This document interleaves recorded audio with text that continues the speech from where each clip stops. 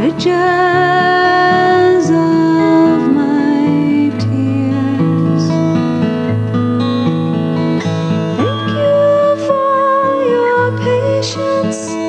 Thank you for your fingers and the time you took to show little sister chords of music of the songs of old.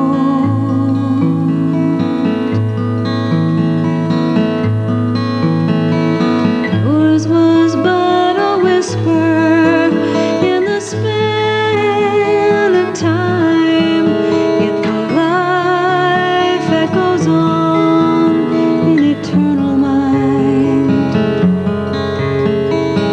Your light flickered for a brief moment, my friend, though you shine in the gifts you left behind.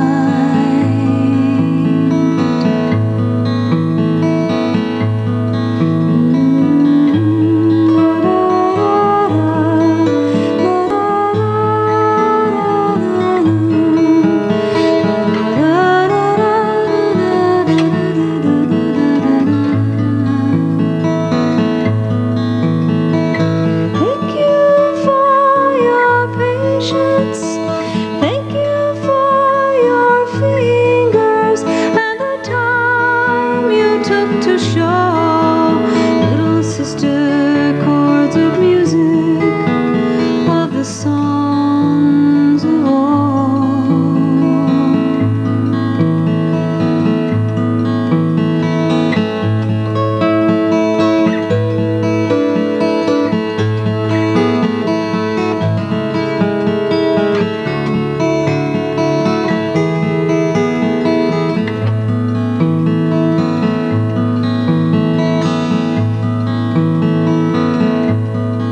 As the wind upon the wing, the songs carried my heart to the wound, to the wound. Your light flickered for a brief moment, my friend, though you shine in the gifts you left behind. Yes, you shine ever still in the gifts you left behind.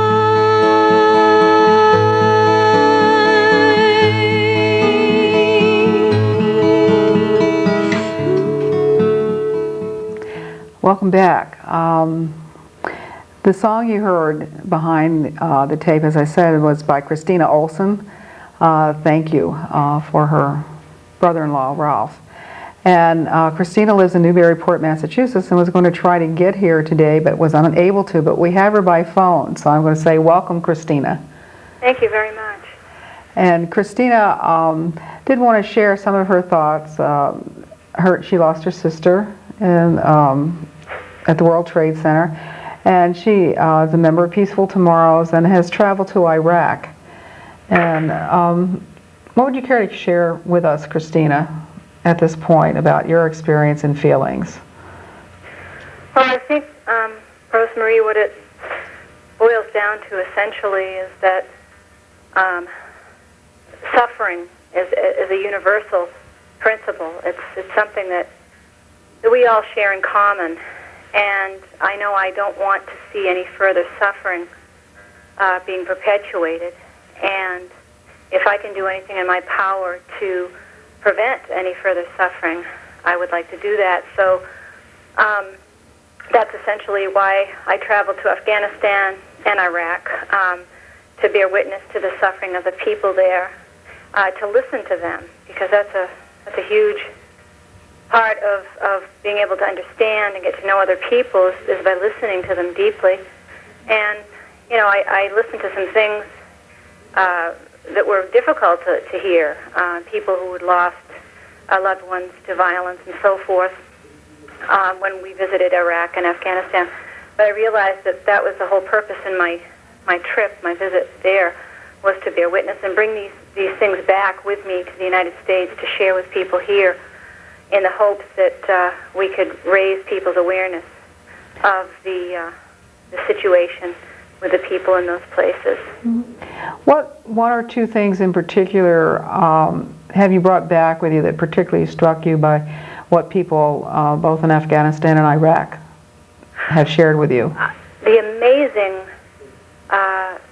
openness with which they welcomed us, the graciousness, the love that we were extended by both the Afghan people and the Iraqi people. I was very, very amazed by that.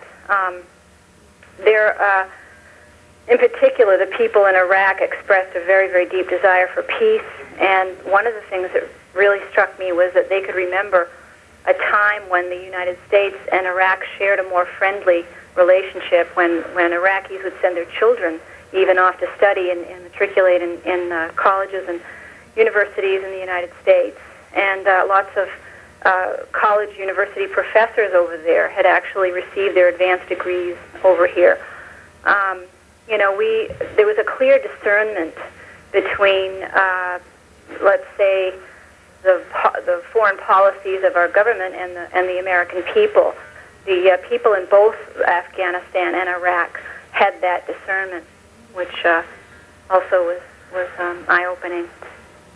I've often been amazed how people in other countries can divide their feelings towards the citizens of the country versus the government policies, because I think too often we don't necessarily reciprocate that kind of feeling, and I think that's an important thing we have to learn. It is important. I think part of learning that is getting to know the people in other parts of the world, in the Middle East and so forth. And when we know their stories, we know their situations, and understanding can come about, which I think can lead to that discernment that you mentioned. Mm-hmm. What final thought would you like to leave with our audience about maybe what they can do, or? Well, I think we all need to, myself included, educate ourselves on things, look more deeply into information that we're provided with, to get the whole picture, the whole story on things before we jump to conclusions or make judgments. I myself have found myself doing that at times in my life, but I think it's very important to look deeply. And I think one of the main things that I'm struck by, that I was struck with as far as my experiences in traveling to Afghanistan and Iraq, was that the similarities between us and the people that live in those countries, that we really share more in common than we think. And I really would like the American people to realize that more and more, that we are more alike. We share more in common. We love our families. We want our children to be happy and safe. We want adequate medical care and so forth, and a roof over our heads and clothes on our back and enough food to eat. And I think that we do share more in common than we realize. So I think that I think we need to focus more on that. Okay, thank you very much for joining us by phone. I appreciate that. And we'll hang up now. Okay. Thank you. Thank you. Bye-bye. Bye. I have to do something there. That was Kristina Olsen, whose music you've been listening to. I had an instrumental piece behind the title of the show at the beginning, and we just heard some of her words there with that last video clip. I think what Kristina is saying is so very important, and is to listen and learn. And one of the things I know Peaceful Tomorrows is doing is that I think they call it Circles of Hope, where they are really starting these processes where people get together and look at various questions about how they look at things and what we should be doing in the world. And that's an important way that they're reaching out to others. I think we have a responsibility to look at the ramifications of whatever we do. And too often, we don't think, how does this affect,